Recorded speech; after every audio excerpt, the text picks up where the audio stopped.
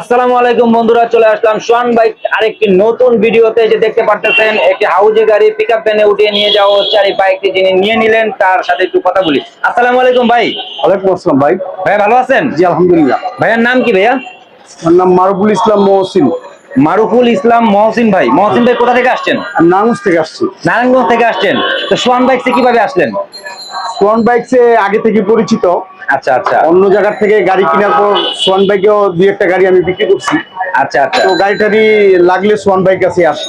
আচ্ছা আচ্ছা, মানে আপনি পুরাতন কাস্টমার আমাদের বলতে গেলে। গাড়িটি পিকআপে করে কেন নিয়ে যাচ্ছেন? পিকআপে করে নিয়ে যাচ্ছি, আমার বাসা নারায়ণগঞ্জ, এত আচ্ছা। দূরে তো আর চালিয়ে যাওয়া সম্ভব না। আচ্ছা আচ্ছা, এই যার জন্য কারণে। পিকআপে করে নিয়ে যাচ্ছি। আচ্ছা, সুস্থ সুন্দরভাবে যাবেন ভাইয়া, ভালো থাকবেন, দেখা হবে ইনশাআল্লাহ। ওকে।